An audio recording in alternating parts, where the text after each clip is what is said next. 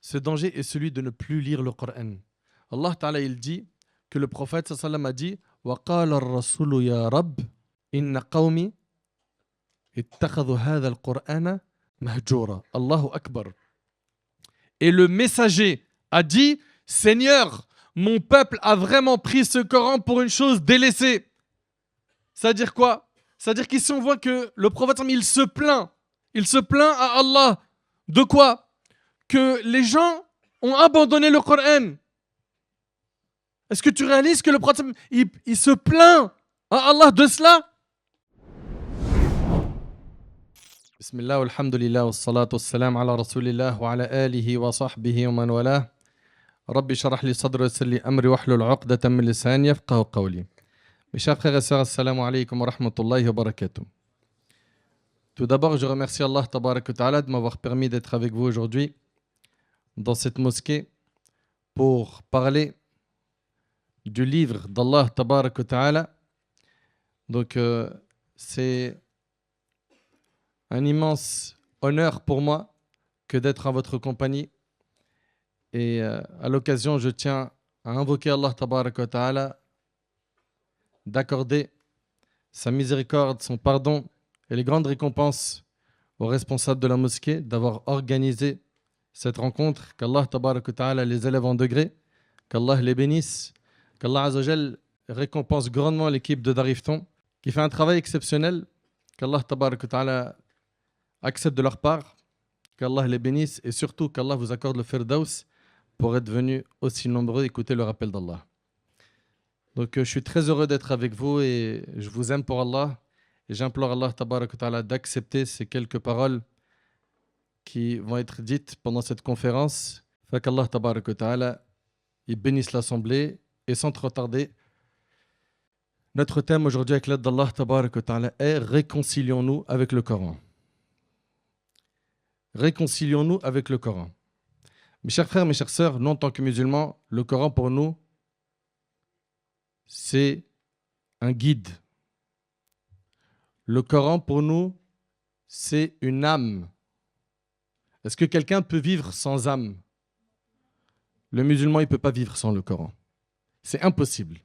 Allah tabarak wa ta'ala, il dit وَكَذَلِكَ أَوْحَيْنَا إِلَيْكَ رُوحًا مِنْ أَمْرِنَا مَا كُنْتَ تَدْرِي مَا الْكِتَابُ وَلَا الْإِيمَانُ.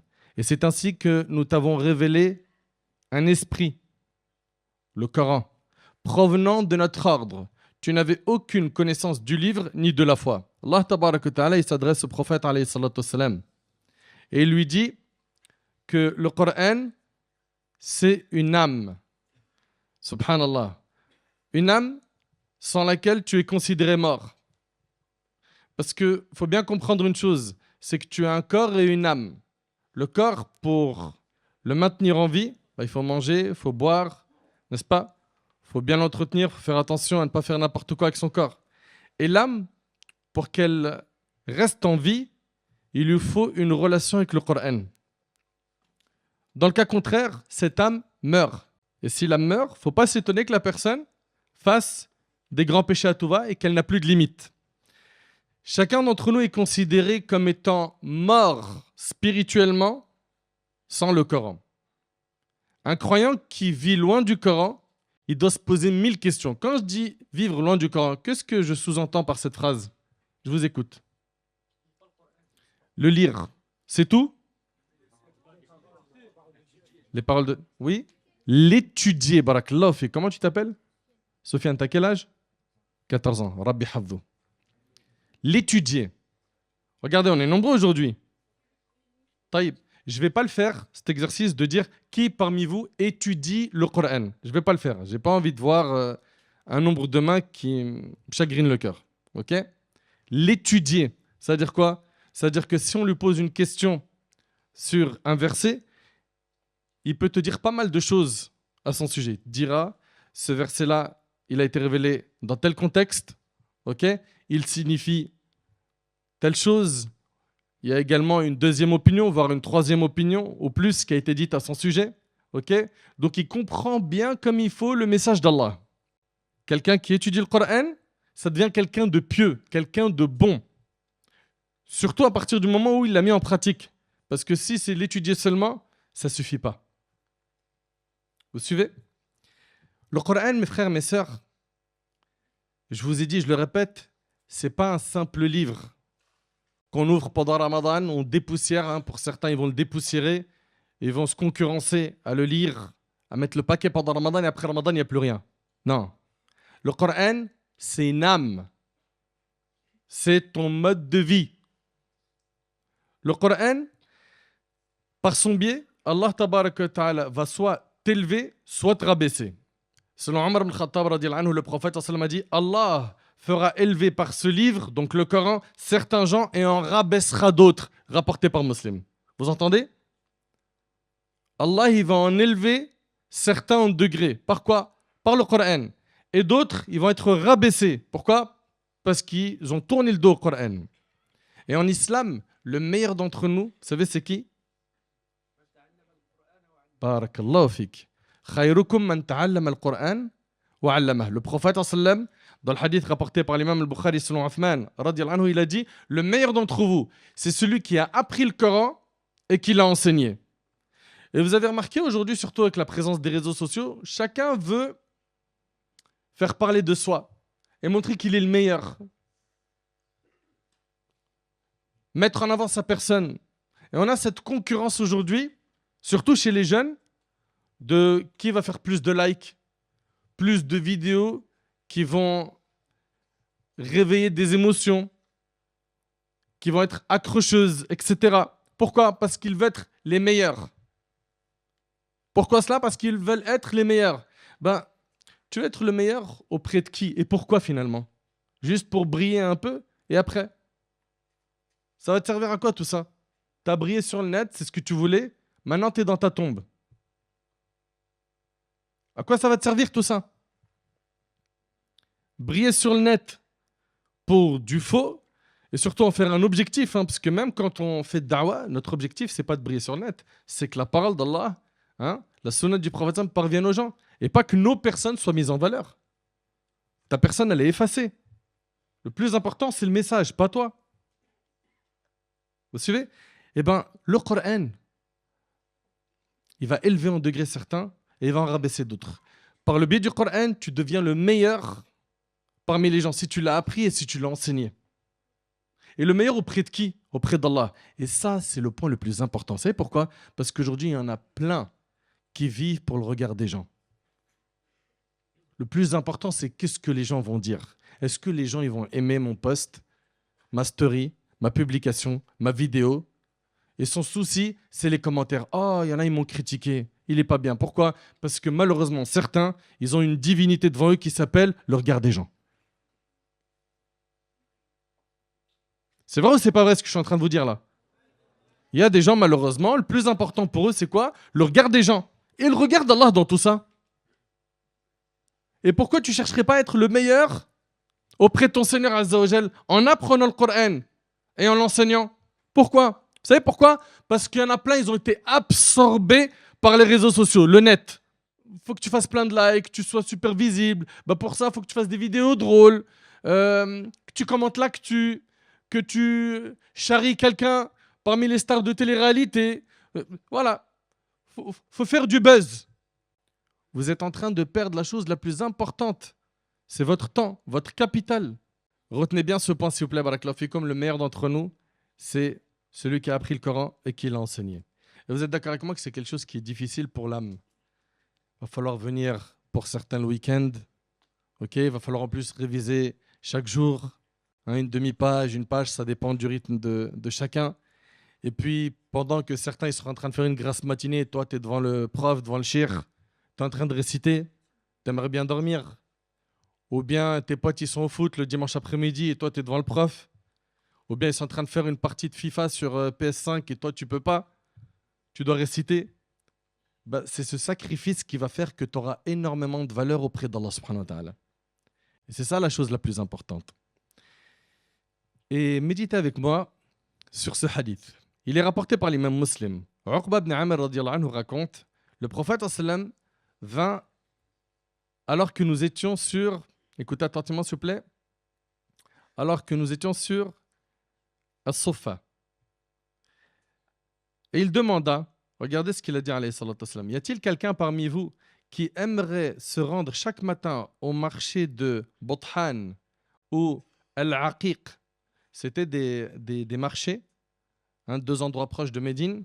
Et dans ces endroits-là, on tenait des foires de chameaux. Ok? Des foires de chameaux. Donc le prophète, sallam, il dit, Barakallahu fik, Allah yahfazak, jazakallahu khair, khali pour l'instant ici. Donc le prophète, sallam, il dit, y a-t-il quelqu'un parmi vous qui aimerait se rendre chaque matin au marché de Bothan ou de Aqiq et se saisir de deux belles chamelles, sans commettre de péché ou rompre un lien de parenté?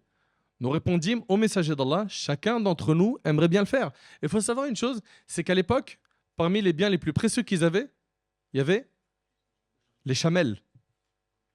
Les chamelles, c'est comme si aujourd'hui tu disais j'ai une voiture de luxe. Vous suivez? Donc à l'époque, les chamelles, c'était quelque chose de désiré. Vous suivez? Ça avait beaucoup de valeur. Et le prophète, il leur dit, écoutez bien, se rendre à la mosquée et lire ou enseigner 2 versets du livre d'Allah est plus précieux que 2 chamelles. Vous entendez? Et il dit 3 versets plus précieux que 3 chamelles. 4 versets plus précieux que 4 chamelles. Et un nombre égal de chameaux. Et le hadith, il est rapporté par l'imam Muslim. Et le hadith, il est chez l'imam Muslim.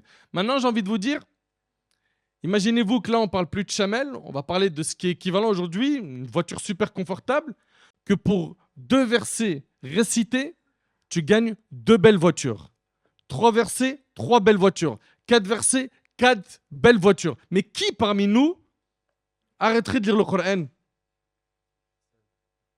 Mais t'imagines? On serait en train de lire et dire, mets-les de côté, ça c'est un investissement ça. Et subhanallah, ça, c'est ce que nous enseigne le prophète, alayhi salatu wassalam. C'est que la lecture du Coran apporte énormément de récompenses. Et d'ailleurs, une chose, vous devez envier ceux qui connaissent le Coran par cœur ou qui sont sur le chemin de le terminer. Enviez-les. Ça veut dire quoi? Ça veut dire souhaiter du plus profond de votre cœur être comme eux. Il est possible que dans votre entourage, vous ayez quelqu'un ou que vous connaissez des gens qui ont fini le Coran, oui ou non? Ils l'ont appris par cœur. Vous avez vu le respect qu'on a pour ces gens-là?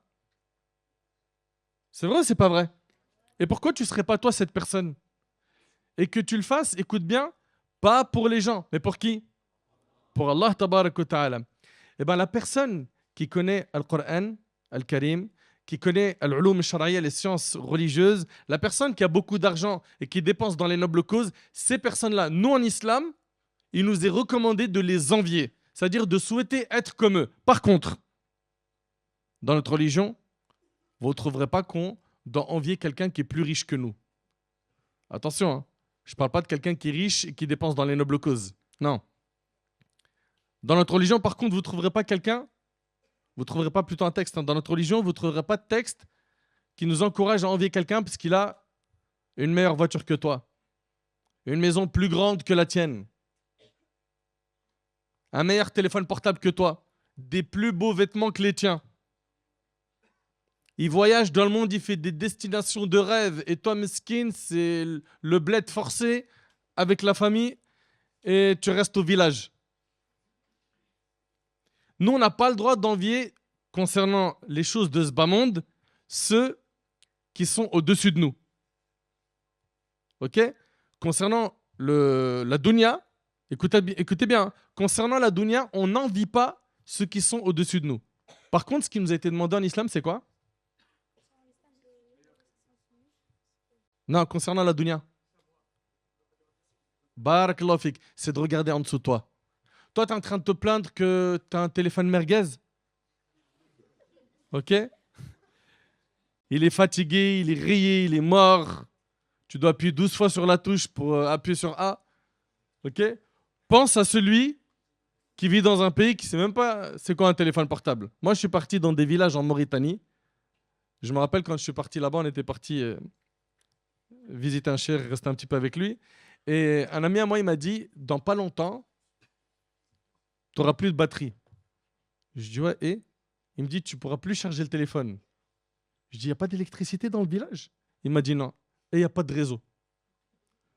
J'ai dit, ok, pas de problème. Bon, tu as vu, quand toi, tu es né en France, Internet, réseau, dès que vous allez en voyage, la première chose quand vous arrivez à l'hôtel, c'est le Wi-Fi, c'est quoi le code, s'il vous plaît? Il ne demande même pas le petit déj, c'est à quelle heure? Le Wi-Fi d'abord. Et subhanallah, donc on est arrivé là-bas, dans ce village en Mauritanie, et le temps libre des jeunes, il était rempli par l'apprentissage du Coran, la religion, etc. Et de se divertir en jouant au foot. Il n'y a pas de smartphone, il n'y a pas d'application, il n'y a pas de TikTok, il n'y a pas d'Insta, il n'y a pas de Snap, tout ça, ils ne savent pas ce que c'est. Donc si tu dois te comparer concernant les affaires de ce bas monde à quelqu'un, compare-toi à eux. Si tu dois te comparer à quelqu'un, compare-toi à ceux qui n'ont pas d'eau potable. Compare-toi à ceux qui n'ont pas de toit, qui n'ont pas de maison. Compare-toi à ceux qui ne mangent pas comme toi. Moi, je me souviens, j'avais rencontré un parmi les responsables d'une association qui œuvre au Sénégal. Qu'Allah il le préserve. Ce frère-là, écoutez bien, il m'a dit, on s'occupe de certains enfants dans des villages, une quarantaine de villages au Sénégal. Il m'a dit, les enfants, alhamdoulilah, on arrive à leur rapporter 2 plats par jour. Méditez bien, Allah barik fikoum, surtout vous les jeunes. Ou quand on vous présente des fois des plats, non, moi, j'aime pas trop ça. Hein? Les chipoteurs, là. Eh ben, ou quand ils vont faire les courses, non, pour les yaourts, moi, c'est que perles de lait. Excuse-nous, monsieur l'exigeant. Et donc, au village, il leur donnait, écoutez bien, s'il vous plaît, 2 repas. Il m'a dit, dans les 2 repas qu'ils ont, qu'ils financent avec l'association humanitaire, il n'y a pas de viande, il n'y a pas de poulet, il n'y a pas de poisson. Je dis, Allahu Akbar. Il me dit, ben voilà, de la farine, le millet. Ils essayent avec des moyens très modestes de leur faire 2 plats, ok? Et les enfants, ils sont hyper contents. Et je vous rajoute que pour l'Eid, eh ben, ils font des opérations Eid al-Adha où ils offrent de la viande à ces enfants qui, ils sont pauvres. Et vous savez qu'est-ce qu'ils disent les enfants? Et s'il vous plaît, Allah barik fikoum. Écoutez attentivement ce que je vais dire là. Vous savez, les enfants, ils disent quoi? Ils disent, tellement ils sont contents de manger de la viande, ils disent, est-ce que l'année prochaine, vous allez revenir?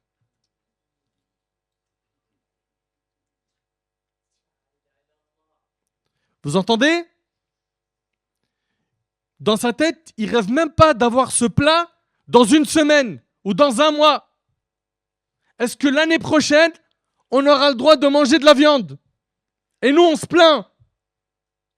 Parce qu'on est malheureusement, pour beaucoup d'entre nous, des pourris gâtés. On ne sait pas remercier Allah. On ne sait pas se dire Alhamdulillah. On n'a pas le qana'a à être satisfait de ce qu'Allah nous a donné.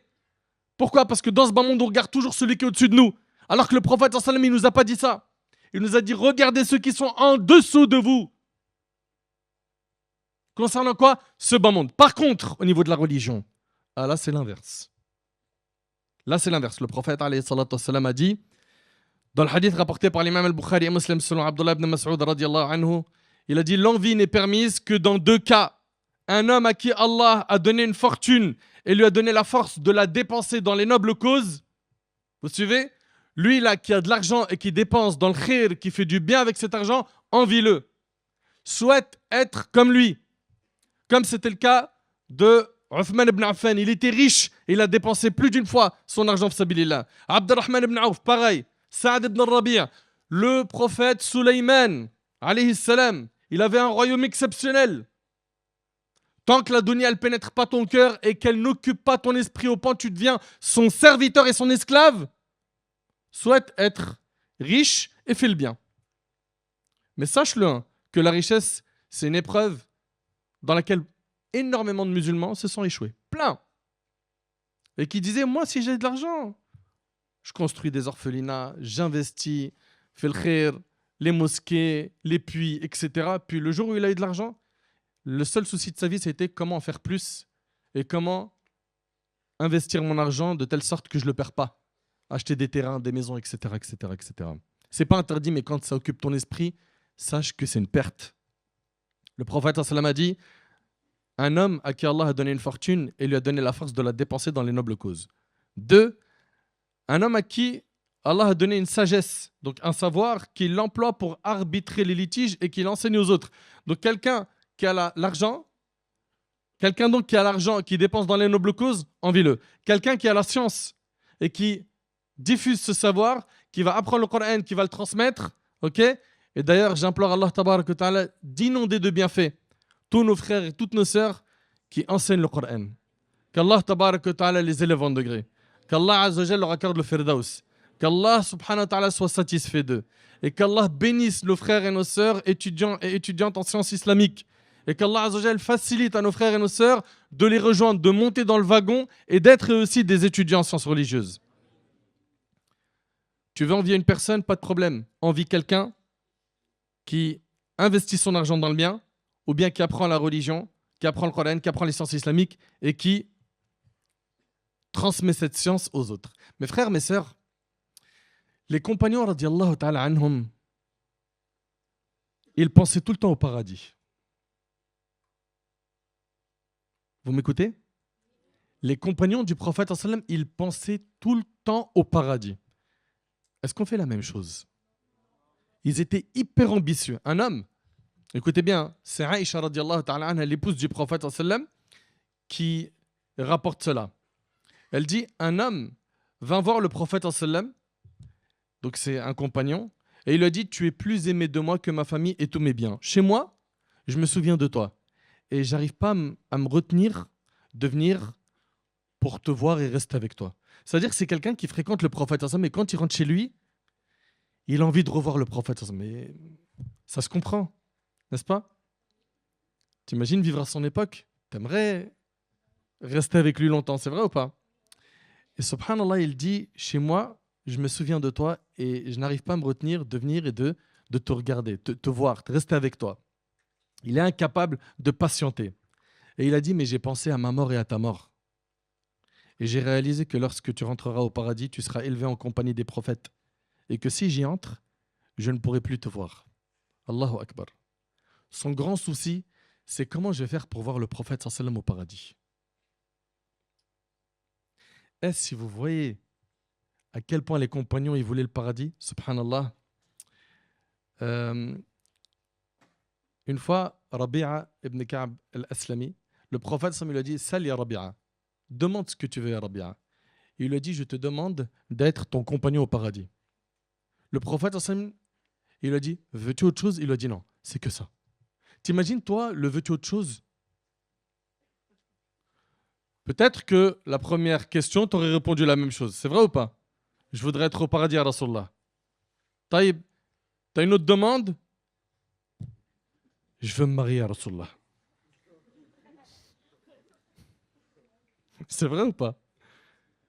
Je veux un travail qui soit confortable, je gagne beaucoup. Je veux réussir mes études.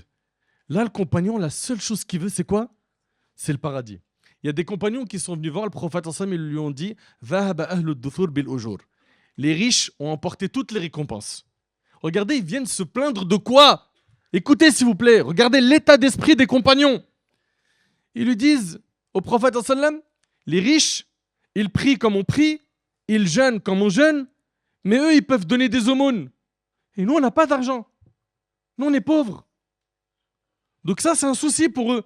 Comment faire pour pouvoir gagner des récompenses autant qu'eux? Et là, le prophète, regardez, subhanallah, il avait cette habitude de trouver des solutions.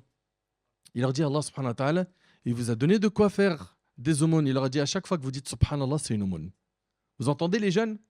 Parfois, vous n'avez pas des sous dans vos poches pour faire des aumônes quand vous venez à la mosquée. Dis, subhanallah. Dis Alhamdulillah, dis La ilaha illallah, dis Allahu Akbar. Et c'est ce qu'il enseigne le prophète aux compagnons. Donc on voit que, subhanallah, les compagnons, ils voulaient le paradis. Et ils voulaient à tout prix le paradis. On voit donc que les compagnons, ils étaient soucieux d'avoir le paradis. Donc là, ici, cet homme, il dit au prophète, mais j'ai pensé à ma mort et à ta mort. Et j'ai réalisé que lorsque tu rentreras au paradis, tu seras élevé en compagnie des prophètes et que si j'y entre, je ne pourrai pas te voir. C'est un souci pour lui.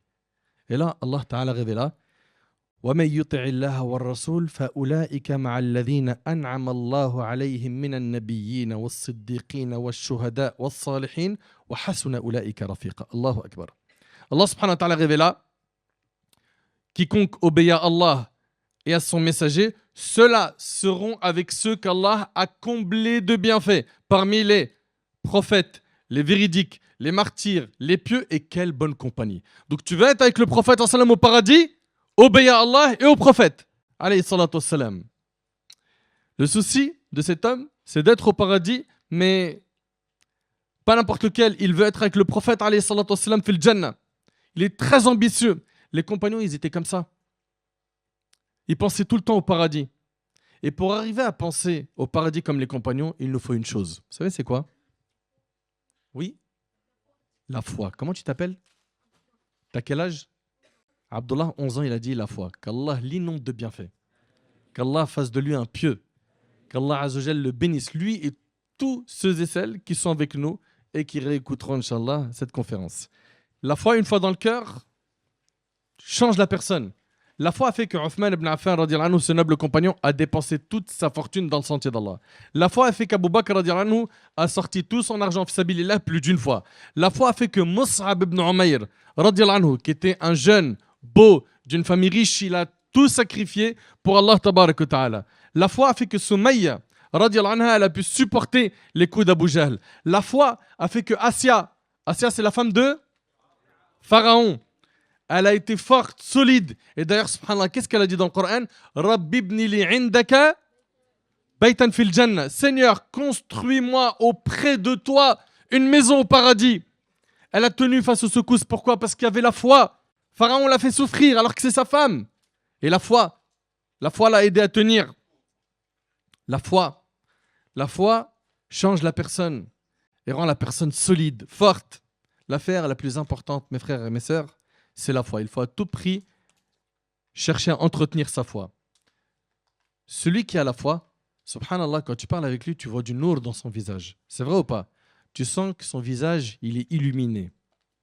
Lorsque la foi elle pénètre le cœur, elle fait que tout le monde a envie de t'approcher. Tu deviens un père modèle. Tu deviens une maman modèle, un époux modèle, une épouse modèle. Tu deviens un enfant modèle avec tes parents. La foi, quand elle pénètre le cœur, elle fait que celui qui va appeler Allah tabarak wa ta'ala, avec sincérité, il devient fort dans son appel à Allah tabarak wa ta'ala.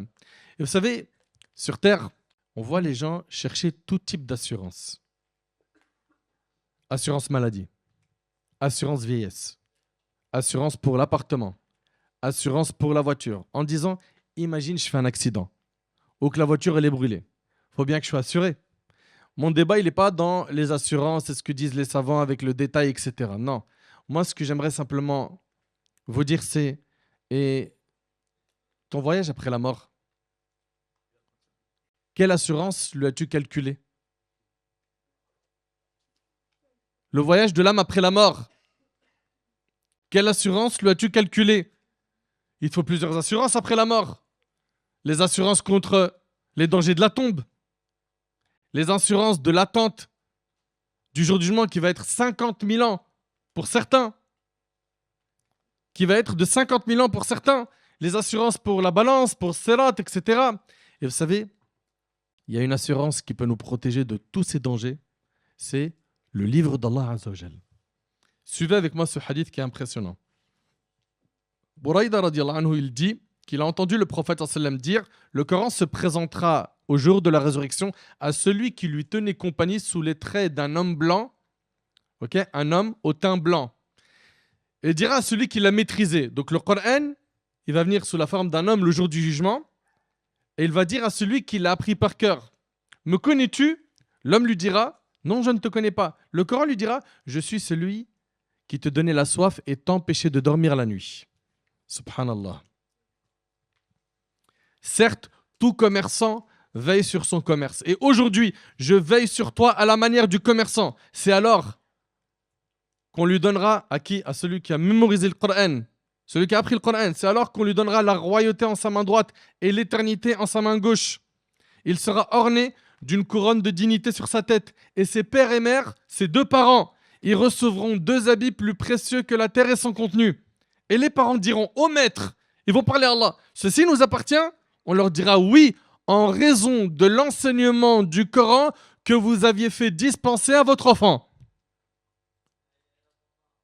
Donc c'est hyper important que vous fassiez le nécessaire pour encourager vos enfants, les motiver à apprendre le livre d'Allah.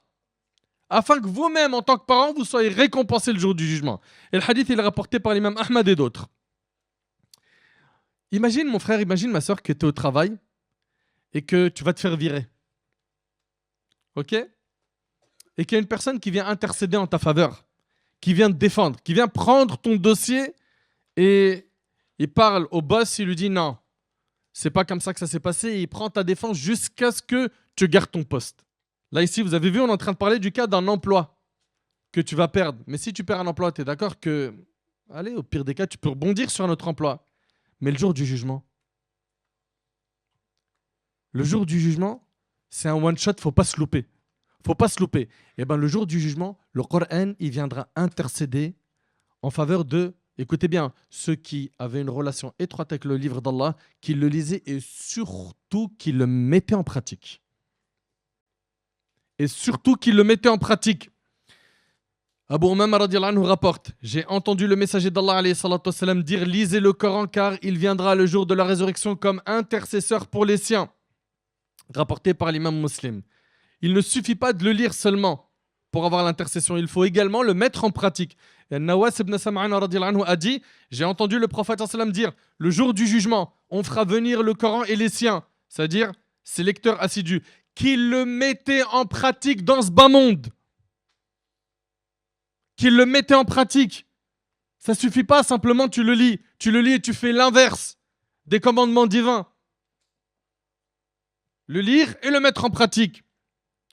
Il est précédé par les chapitres Al-Baqarah, vous connaissez Surat Al-Baqarah, et Ali Imran, la Surat 2 et la Surat 3, qui viendront disputer en faveur de celui qui les lisait et appliquer leurs principes rapportés par l'imam Muslim. Al-Baqarah et Ali Imran viendront intercéder en faveur de ceux qui lisaient et appliquaient leurs principes, c'est-à-dire leur contenu. On comprend que celui qui mange riba, il s'expose à un immense danger le jour du jugement. L'usure, les intérêts bancaires, qui ont été interdits dans Surat Al-Baqarah. Dans Surat Ali Imran, Allah Ta'ala il nous dit: Innana sami'na munadiyan yunadi lil iman an aminu bi rabbikum. Seigneur, nous avons entendu l'appel de celui qui a appelé ainsi à la foi. Croyez en votre Seigneur. Et dès lors, nous avons cru. Vous entendez? Seigneur, nous avons entendu l'appel de celui qui a appelé ainsi à la foi. Croyez en votre Seigneur. Et dès lors, nous avons cru. Pensez-vous que la sourate Ali Imran va venir intercéder en faveur de ceux qui ont reçu plein de rappels et qui ont refusé de prendre le droit chemin? On voit ici que le Coran, c'est la vraie assurance qu'il faut prendre pour se protéger du châtiment d'Allah Tabarak wa Ta'ala. Le Coran fixe ta place au paradis. Selon Abdullah ibn Amr ibn al-As radiyallahu anhu an jami' al-sahaba, le prophète sallam a dit: on dira le jour du jugement au lecteur assidu du Coran: lis. Quand ça sera dit le jour du jugement, écoutez bien, il lui sera dit: lis et monte les degrés du paradis. Récite clairement comme tu le faisais dans ce bas monde. Ta place au paradis te sera fixée au dernier verset que tu liras. Et le hadith, il est rapporté par Abu Daoud et Tirmidhi. En fait, le Coran est à l'image de l'escalier du paradis. Plus tu lis le Coran, plus tu monteras en degrés au paradis jusqu'à atteindre les plus hauts degrés. Et sachez que le paradis, ce n'est pas n'importe quoi. Allah Tabarak wa Ta'ala dit dans le hadith al-Qudusi, le hadith de Mughira ibn Shu'ba radiyallahu anhu: j'ai planté de ma propre main l'arbre des honneurs qu'ils recevront et j'ai placé sur lui un cachet rapporté par Muslim. Le paradis, c'est Allah Tabarak wa Ta'ala qui l'a créé de ses mains. Mon frère, ma soeur, sommes-nous impatients d'entrer au paradis? Est-ce qu'on y pense? Est-ce que ça occupe notre esprit? Est-ce qu'on fait les œuvres qui mènent au paradis ou est-ce qu'on fait l'inverse? Est-ce que chaque jour on monte dans cet escalier du paradis en lisant le Coran, en faisant le nécessaire pour le mémoriser, en le révisant, en l'étudiant? Chaque jour, tu te dois de lire le Coran. Et d'ailleurs, je vais vous dire une chose, moi je trouve inconcevable. Pour moi, il y a un blocage dans mon cerveau. J'arrive pas à comprendre. Je n'arrive pas à comprendre qu'il puisse exister des musulmans qui lisent pas le Coran chaque jour. J'arrive pas. Ça, c'est quelque chose que moi, ça rentre pas dans ma tête. Chaque jour, tu as pris le temps de regarder ton smartphone, de voir tes mails, de voir tes messages, WhatsApp, Telegram ou sur les réseaux sociaux, de regarder des stories que tu as l'habitude de consulter. Chaque jour, tu es parti sur Twitter, pour certains, Regardez un petit peu la tendance politique, comment ça se passe. Et le livre d'Allah dans tout ça. Tu me dis, t'aimes Allah. Elle est où ta relation avec son livre?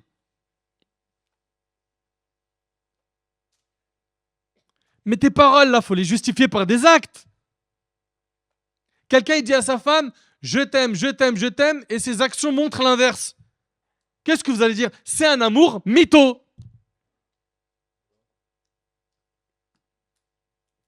J'aime Allah, j'aime Allah, j'aime Allah. Le livre d'Allah, il s'ouvre jamais. Vous êtes sérieux? Vous voulez la réussite sans le livre d'Allah? Comment tu veux obtenir la réussite Yawm al-Qiyamah sans le livre d'Allah? Comment? Donc chaque jour, tu dois non seulement le lire, mais j'aimerais aussi que vous le méditiez. Et pour ça, je sais qu'il y en a pas mal parmi vous qui, malheureusement jusqu'à maintenant, ils ne savent pas encore lire l'arabe. Et d'ailleurs, c'est leur prétexte. On ne sait pas lire l'arabe. Et qu'est-ce qui t'empêche de l'apprendre? En 6 semaines, avec des formations sur le net, même gratuites, tu sais lire l'arabe. Pas fluidement, mais au moins tu connais les lettres de l'alphabet, tu peux commencer à lire. Combien ils sont nombreux ceux qui ont appris des tonnes de chansons en anglais, en espagnol, en turc ou autre, alors qu'ils ne connaissent pas ces langues. Et ils ne les comprennent même pas. Mais attention, hein, il n'oublie pas un mot. Et le Coran, je bloque. Revois ta relation avec Allah subhanahu wa ta'ala. Revois-la. Parce que là, ton cœur, tu es en train de l'assombrir à cause des péchés. Demande à Allah tabaraka wa ta'ala de te guider, de te pardonner et de t'aider, de te diriger vers le Coran. Et je vous conseille, pour ceux qui lisent l'arabe, de le lire régulièrement et surtout de lire le tafsir. Pourquoi? Parce que le tafsir, l'explication des versets, ça va vous augmenter la foi. Vous allez mieux comprendre le Coran. Et pour ceux qui ne savent pas encore lire l'arabe, montez dans le wagon, vite, vous n'avez pas d'excuses. À l'époque, ils voyageaient pour étudier. Aujourd'hui, avec le net, avec ton smartphone, avec ta tablette à la maison, tu peux étudier même en ligne. Le top, c'est d'être en présentiel, mais il y a des cours en ligne. Tu n'as pas d'excuses. C'est juste que tu n'as pas la volonté. Pour le foot, pour nos frères, ils sont là 3-4 fois les entraînements par semaine. Ok? Mais quand il s'agit de venir pour l'apprentissage de la langue arabe, ouais, mais parce qu'en fait, ils parlent chinois, japonais, là, ça y est. Et certaines de nos sœurs aussi. Il faut que vous fassiez le nécessaire pour vider dans votre planning un temps pour apprendre la langue arabe. Et un point qui est important aussi, c'est que si vous n'avez pas encore l'arabe, pour l'instant, lisez l'explication du Coran en français. Prenez au moins le tafsir de Cheikh Saadi. Chacun d'entre nous, il doit l'avoir. Ça, c'est le minimum. Ok? C'est un commentaire, c'est un exégèse du Coran en 2 volumes. Il est en français, vous pouvez le commander. Et au moins, comme ça, vous pouvez lire les versets et il y a leur explication. Lisez le Coran et essayez de le comprendre. Le tafsir de Cheikh Saadi, c'est le minimum. Allah tabaraka wa ta'ala dit Ya ayyuhan nas qad ja'atkum maw'izatun min rabbikum wa shifa'un lima fi as-sudur wa hudan wa rahmah lil mu'minin. Aux gens, une exhortation vous est venue de votre Seigneur, une guérison de ce qui est dans vos poitrines, une guérison de ce qui est dans les poitrines, un guide et une miséricorde pour les croyants. Une exhortation vous est venue de votre Seigneur. Elle vient de qui? D'Allah, pas d'un cheikh, pas d'un savant. Lorsqu'on entend une bonne conférence, on dit ah, Allah ibarik. Ah ouais, ça fait du bien pour le cœur. Mais là, c'est une créature qui a parlé. Pourquoi on n'est pas comme ça quand on entend le Coran? Vous savez pourquoi? Parce que jusqu'à maintenant, on ne le comprend pas. Et ça, c'est un problème. Il faut le soigner. Il faut le soigner. Et celui qui va me dire, ouais, moi, je sais lire l'arabe, mais je lis hyper lentement. Mais tu es récompensé. Tu es récompensé même si tu lis lentement. Selon Aïcha, le prophète m'a dit, celui qui lit le Coran et il a une facilité, une aisance à le lire, il se trouve avec les anges, généreux et pieux. Et celui qui le lit laborieusement, c'est-à-dire avec difficulté, c'est-à-dire il lit doucement, eh ben, il a 2 récompenses. Une récompense pour sa lecture et une pour les efforts en dépit des difficultés. Tu es doublement récompensé, T'imagines quand tu lis le Coran alors que tu as des difficultés. Et le hadith, il est rapporté par l'imam al-Bukhari et Muslim. Et puis, une autre chose. Le prophète, alayhi salatu wassalam, il nous dit que celui qui lit une seule lettre du Coran, il gagne quoi? 10 hasanat, 10 bonnes actions, n'est-ce pas? Le prophète, alayhi salatu wassalam, il dit et chaque bonne action a 10 fois sa récompense. Je ne dis pas que Alif Lam Mim est une lettre, mais Alif est une lettre, Lam est une lettre et Mim est une lettre. C'est-à-dire Alif Lam Mim, ça fait 30 bonnes actions. 30. Taïb. Maintenant, imaginez que je vous dis qu'une lettre, c'est 10 euros.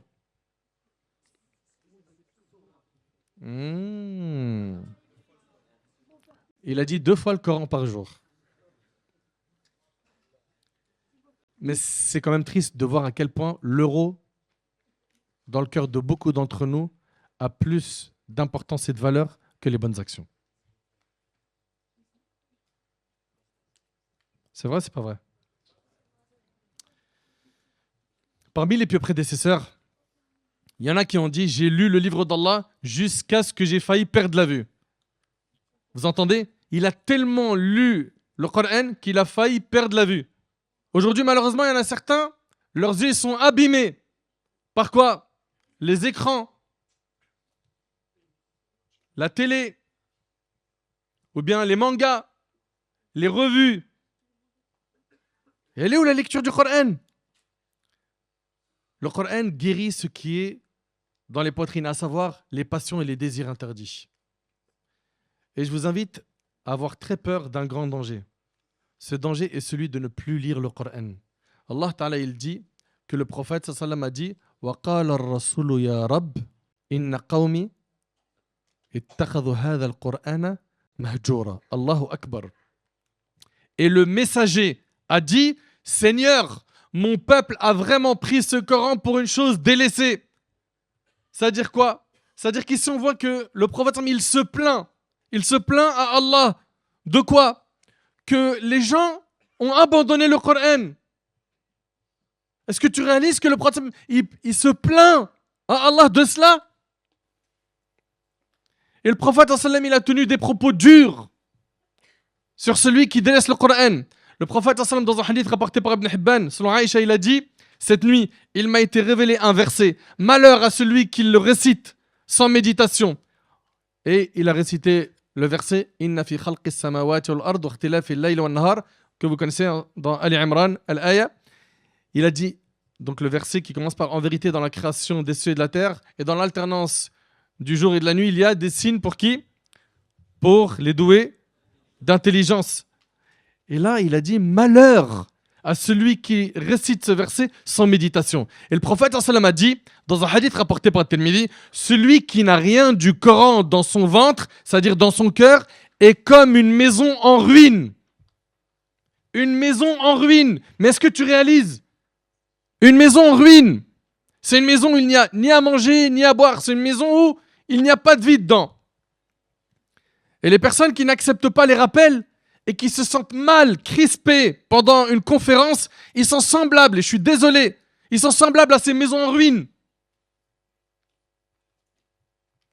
Ta foi ressemble à un champ. Et le dîn en est son eau. Un champ sans eau, comme on le sait, il est voué à sa perte.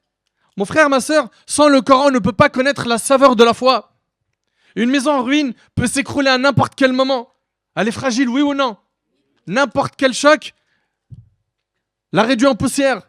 Il en est de même pour celui qui est loin du dîn, qui est loin du Coran, qu'il sache que n'importe quelle épreuve, n'importe quelle ambiguïté peut l'écrouler. Une maison en ruine n'est habitée par personne. Et il en est de même pour celui qui est loin du Coran. Les anges s'éloignent de lui, et qui se rapproche de lui? Shayatin. Allah Ta'ala a dit وَمَنْ يَعْشُ عَنْ ذِكْرِ الرَّحْمَنِ نُقَيِّدْ لَهُ شَيْطَانٍ فَهُوَ لَهُ قَرِينٌ. Et quiconque s'écarte du rappel du tout miséricordieux, regardez bien ce qu'il dit Allah subhanahu wa ta'ala. Tu vas t'écarter de la religion, tu vas t'écarter du rappel d'Allah, écoute bien. Et quiconque s'écarte du rappel du tout miséricordieux, nous lui désignons un diable qui devient son compagnon inséparable. Allahu Akbar. Il y en a certains, ils se demandent, mais pourquoi moi, j'ai trop d'idées shaytaniques? C'est trop dans ma tête, ça fuse. J'ai que des plans diaboliques. Mais tu t'es écarté du Coran. Et tu as accepté d'être piloté par le diable. Hélas. Et je vous rappelle que le prophète sallam nous a dit, le Coran est un argument pour ou contre toi.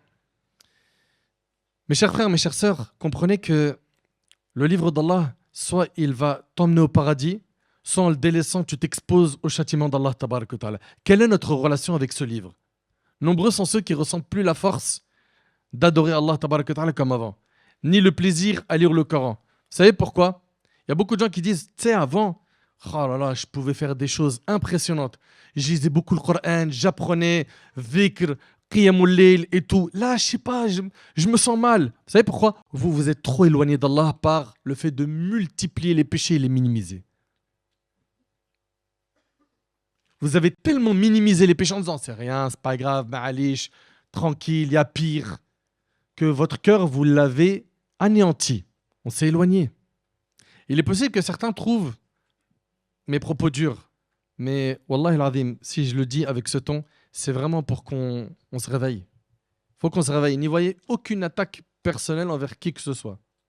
Ok? C'est un rappel que je me fais d'ailleurs à moi-même. Et je ne me considère pas meilleur que vous. Mais il y en a assez. Il y en a assez de voir des musulmans qui n'ont pas de lien avec le livre d'Allah. Il y en a assez. C'est pas normal. Ce n'est pas normal. Et sachez que celui qui dit, moi, j'aimerais bien lire le Coran, mais je trouve ça quand même assez dur, j'arrive pas. Je te le répète, c'est tes péchés. Diminue tes péchés, repens-toi, reviens vers Allah. Et il va y avoir ici quelque chose que tu dois faire qui est dur pour l'âme, c'est l'effort. C'est un effort de se réveiller pour Subh. Quand tu n'as jamais pris Subh. C'est dur. Mais après, tu verras que cet effort va devenir quelque chose de naturel. C'est un effort de faire ses prières à l'heure. C'est un effort de maîtriser sa langue, d'être bon envers les parents, de ne pas tomber dans la médisance, de ne pas écouter le haram. Et voilà. Aujourd'hui, tu vois qu'ils ne font pas d'efforts et ils se posent la question, mais pourquoi je suis comme ça? Mes frères, mes sœurs, ne me dites pas que c'est dur de lire le Coran. Il y avait des compagnons comme Abdullah ibn Amr ibn al-As, il le lisait une fois en entier, tous les 3 jours. Uthman ibn Affan, il a déjà lu en entier en une raka. En une raka. Une unité de prière. Énormément de compagnons le lisaient une fois par semaine. L'imam Shafi'i pendant Ramadan, il le lisait en entier 2 fois par jour. 2 fois par jour. Comment est-ce qu'on peut entendre que ouais, le Coran c'est dur, j'ai pas le temps, alors que ces personnes-là accordent un temps indescriptible à suivre des stars, des influenceurs, des chanteurs, le foot, la politique ou autre. Et ils connaissent toute leur vie. Hein. Tout. Ah, alhamdulillah. Il ou elle a retrouvé son compte Snap.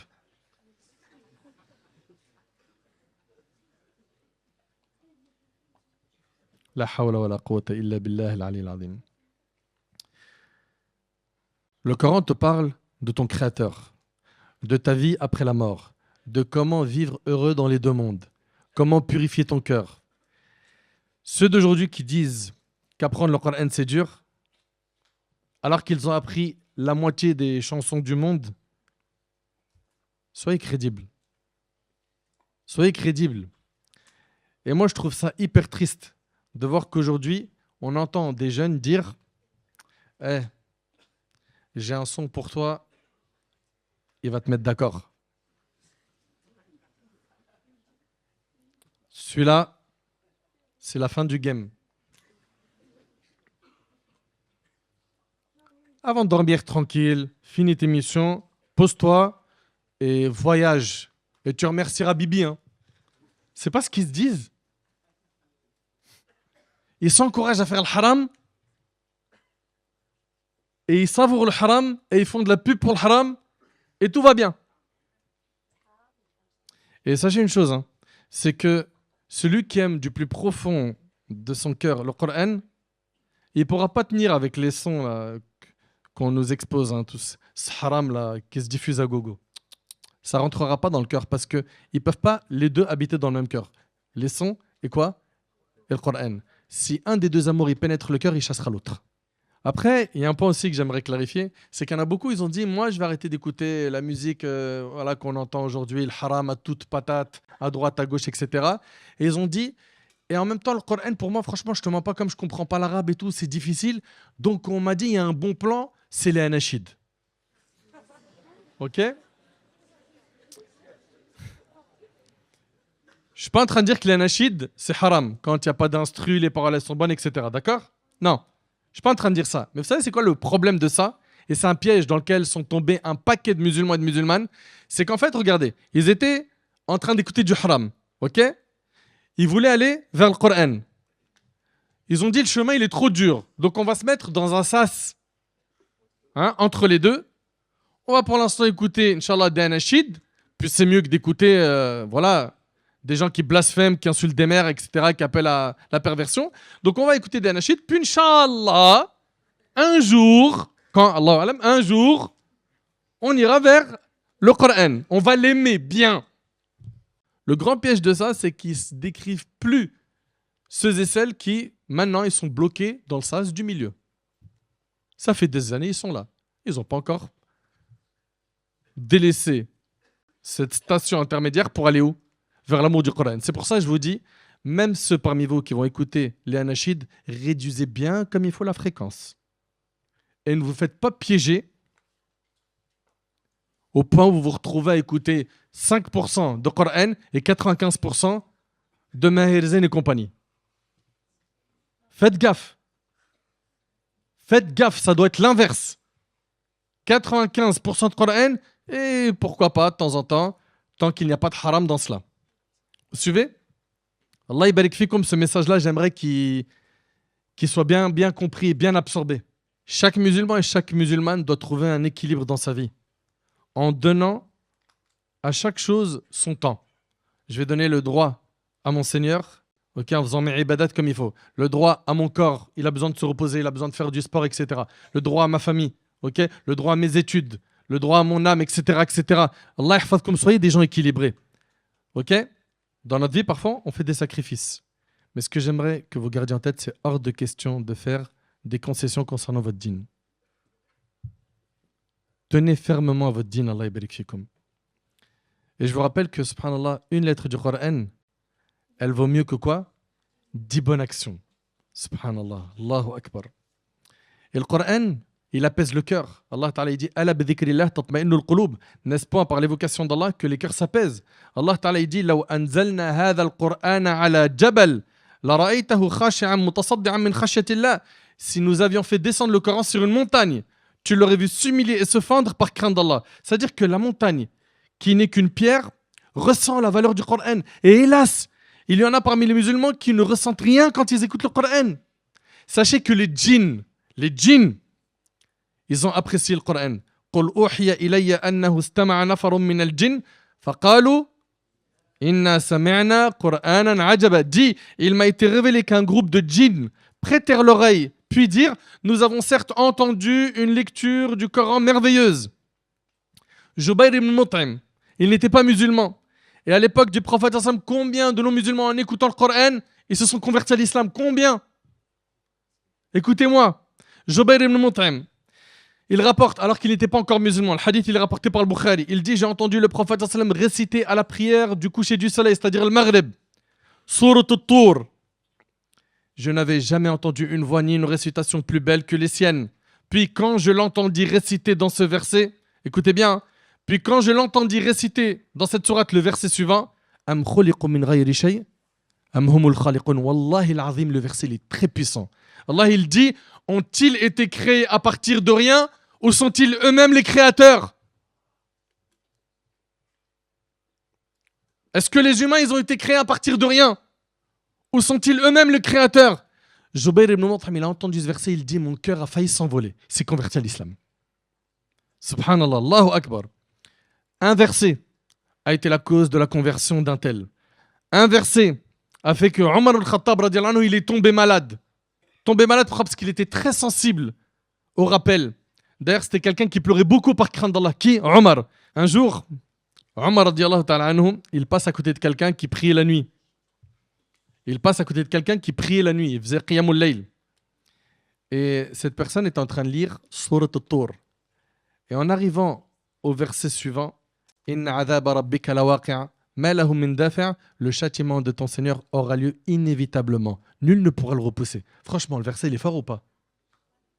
Il est fort. Et bien, subhanallah, Omar, il a dit par Allah, ce serment qu'Allah fait est véridique, et il est tombé malade pendant 1 mois. Pourquoi? Ils avaient des cœurs qui étaient sensibles au rappel d'Allah. Omar ibn Abdelaziz, en priant une nuit, il a récité Surat al-Layl. Et quand il est arrivé au verset فَأَنذَرْتُكُمْ نَارًا تَلَظَّى, je vous ai donc averti d'un feu qui flambe. Arrivé à ce verset, il n'a pas réussi à continuer tellement son sens était très fort. Il a repris la sourate depuis le début. Et dès qu'il arrive au même endroit, il a encore une fois eu un blocage. Il a fait ça plusieurs fois, mais à chaque fois, il n'arrivait pas à terminer ce passage. Pourquoi? Parce que, subhanallah, il était touché par le Coran. Le prophète, c'est Abdullah ibn Shikhir qui dit « J'ai vu le prophète en train de prier alors que sa poitrine laissait entendre un bruit semblable à une marmite en ébullition de par ses pleurs. » Vous voyez, le prophète, il pleurait pendant la prière. De même, un verset a été la cause qu'un compagnon a fait don de sa terre. Il a fait le don de sa terre, sabilillah. Le verset suivant « Lan tanalul birra hatta tunfiqu mimma tuhibbun » Vous n'atteindrez la piété que lorsque vous ferez largesse de ce que vous chérissez. D'ailleurs, il y a un homme pieux qui s'appelle Al-Fudayl ibn Iyad. Vous connaissez? C'était un brigand de chemin. Lui, il arrêtait les caravanes en chemin et il leur barrait la route, il les pillait, il prenait leurs biens. C'était un brigand de chemin, d'accord?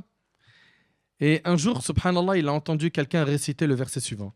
Alam ya'nin alladhina amanu an takhsha'a qulubuhum li dhikrillah. Le moment n'est-il pas venu pour ceux qui ont cru que leur cœur s'humilie à l'évocation d'Allah? Écoutez s'il vous plaît ce qu'Allah subhanahu wa ta'ala il dit. Le moment n'est-il pas venu pour ceux qui ont cru que leur cœur s'humilie à l'évocation d'Allah? Subhanallah. À la suite de ce verset, il s'est repenti et il est devenu Abd al-Haramain, l'adorateur des quoi? Des 2 mosquées sacrées, Mecca et Médine. Et c'est devenu un savant.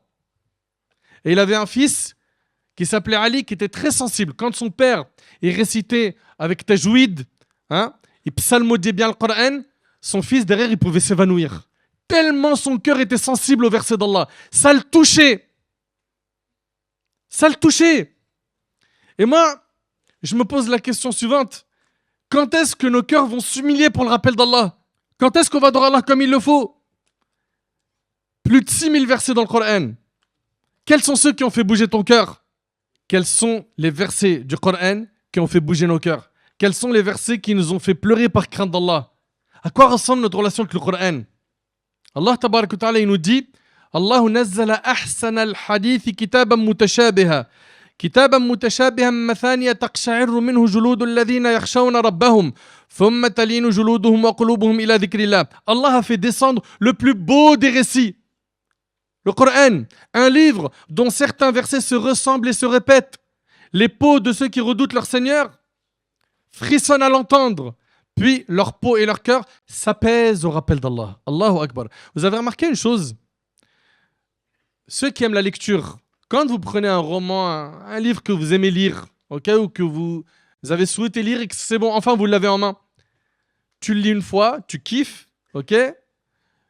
Tu l'as lu une fois, tu as kiffé, tu vas dire allez, je le lis une deuxième fois, grand max 3, et après tu dis non, c'est bon, j'ai plus envie de le lire. Mais subhanallah, le livre d'Allah, plus tu le lis, plus tu le répètes, plus tu t'attaches à lui. Subhanal Malik. Ce livre est un miracle dans son éloquence. Il contient les plus beaux des récits. La principale cause des conversions à l'islam que l'on voit aujourd'hui sont par le quoi? Le Coran. Plus les gens ils lisent le Coran, plus ils se convertissent à l'islam. Il y a même eu des gens qui ont tout fait pour chercher des erreurs dans le Coran. Ils sont restés des années. Et à la fin, ils ont fini par se convertir à l'islam. Mes frères, mes sœurs, comment est-ce qu'on veut connaître Allah subhanahu wa ta'ala alors qu'on ne lit pas le Coran? Comment tu veux connaître ton Seigneur, l'aimer davantage, bien l'adorer alors que tu es loin du Coran? Le Coran est le remède des cœurs. Le remède des cœurs durs, c'est le livre d'Allah. Il apporte solution à tout problème. Chaque jour, on doit se rapprocher un peu plus du Coran par sa lecture, sa méditation, en lisant tafsir, etc. Les compagnons, ils ont connu sa valeur. Les compagnons, eux, ils étaient constamment en lien avec le Coran. Nous sommes une communauté qui se complète. et pas qui se déchirent. Et le Coran nous enseigne le bon comportement face aux divergences. Le Coran nous enseigne comment être une communauté unie, des frères. Innamal mu'minuna ikhwa. Les croyants ne sont que des frères. Allah tabarak wa ta'ala, il nous appelle à la justice et à la droiture. Inna hadha al-Qur'an yahdi lillati hiya aqwam. Certes, ce Coran guide vers ce qu'il y a de plus droit. قد جاءكم من الله نور وكتاب مبين يهدي به الله من اتبع رضوانه سبل السلام ويخرجهم من الظلمات إلى النور بإذنه ويهديهم إلى صراط مستقيم. Une lumière et un livre explicite vous sont certes venus d'Allah. Par ce livre, donc le Coran, Allah guide au chemin du salut ceux qui cherchent son agrément. Tu veux la satisfaction d'Allah? Tu veux être guidé? Eh bien, suis le Coran. Et il les fait sortir des ténèbres à la lumière par sa grâce et les guide vers un droit chemin. Les missions du Coran sont nombreuses. 1. Corriger les croyances et les concepts au sujet de la divinité, de la prophétie et de la résurrection. 2. Établir la noblesse du genre humain et affirmer les droits qu'ont les humains. 3. Inciter les gens à la piété et à l'adoration. 4. Appeler l'homme à la purification de son âme et de son cœur. 5. Fonder une famille vertueuse. 5. Former une communauté témoin. Et énormément de choses qui sont magnifiques, qui sont quoi? Transmises par notre Seigneur dans le Coran. Le Coran appelle à énormément de bonnes choses, mais malheureusement, on n'a plus le temps de se pencher à sa lecture, sa méditation, son apprentissage. Maintenant, très rapidement, comment aimer le Coran? Comment l'aimer? Comment en arriver à aimer le Coran comme les compagnons? 1. En détruisant l'insouciance qui se trouve dans notre vie. Vous savez, c'est quoi l'insouciance? C'est qu'on a oublié l'au-delà, on a oublié la mort. Il faut détruire ce mur. Et pour cela, il va falloir que tu fasses des efforts tous les jours en invoquant Allah de t'aider à trouver la force nécessaire pour être meilleur et aussi en faisant des œuvres pieuses. Plus tu vas faire ça, plus ce mur d'insouciance il va s'effondrer. Il faut que tu t'écartes de l'insouciance. Brise ce mur. Pour cela, tu vas faire des efforts. Pendant une semaine, 2 semaines, ok? Le mur, peut-être, il ne va pas se détruire rapidement, le mur de l'insouciance. Peut-être pour certains, ça sera au bout de 2-3 jours, d'autres au bout de 10 jours, d'autres 1 mois, d'autres 4-5 mois. Fais le jihad al-nafs, cet effort interne, afin qu'Allah tabarak wa ta'ala te facilite. Okay? Et si tu n'y arrives pas rapidement, ma'alish, baisse pas les bras, lâche pas. Okay? La deuxième solution, c'est de laver le cœur. Quand tu fais du sport, la première chose, tu rentres, tu fais une douche. Pourquoi? Parce que tu as sué. Tu as sué. Très bien. Ton cœur aussi, face à la tentation sue. Face à la tentation issue, tu dois le laver. Okay? Tu ne le laves pas, il va rouiller. Okay? Il va s'exposer aux tentations, aux péchés. Lave-le par l'écoute du Coran, sa méditation, son étude, la fréquentation des pieux, dua, le fait d'apprendre le din, le fait d'écouter des rappels, le fait d'avoir autour de toi des gens qui sont meilleurs que toi, qui tirent vers le haut. Aussi, règle ton cœur comme on règle la fréquence radio. Tu as vu quand tu écoutes la radio? Si tu n'es pas à la bonne fréquence, on entend quoi? C'est vrai ou pas? Ton cœur, il doit être réglé sur la fréquence de la satisfaction d'Allah. Okay? Et pour cela, le plus important, ça sera Allah, il est satisfait de moi. Allah me voit. Allah m'entend. Après, les gens ils sont satisfaits ou pas, ce n'est pas le plus important. Pourtant, en tant que musulman, le plus important, c'est la satisfaction d'Allah. Également, fais en sorte, et c'est avec ça que je termine, que si tu as appris un petit peu du livre d'Allah ou beaucoup, de réviser. De réviser, pourquoi? Parce que si tu ne révises pas, ce que tu as appris va partir. Le prophète a dit, l'image de celui qui possède le Coran est tout à fait pareille à celle du propriétaire de chameaux. S'il vérifie souvent leur attache, il les garde. Donc si tu révises tout le temps le Coran, tu gardes les versets. Et s'il les lâche, c'est-à-dire il n'y a plus de révision, ils s'en vont. Et c'est rapporté par Bukhari Muslim. Donc révise. Et garde en tête que, oui, la révision, parfois, elle est compliquée. Pourquoi? Parce que tu passes des fois vers certaines sourates ou certaines pages où tu dis, subhanallah, on dirait, je ne l'ai même pas apprise. Et des fois, ça te démoralise. Malish. Rappelle-toi les hasanat que tu gagnes par la lecture, par la récitation, par le temps que tu consacres au livre d'Allah, tabarak wa ta'ala. Sahl al-Tasturi, rahimallah, il a dit que l'amour dans notre cœur pour la parole d'Allah constitue une preuve de notre amour pour lui. Aïcha radiallahu anha, elle dit que le prophète sallam a dit la meilleure façon de l'adorer est pour lui ce que vous faites avec persévérance. Et c'est rapporté par Bukhari Muslim. Le top, c'est ce que tu fais en étant quoi? Constant.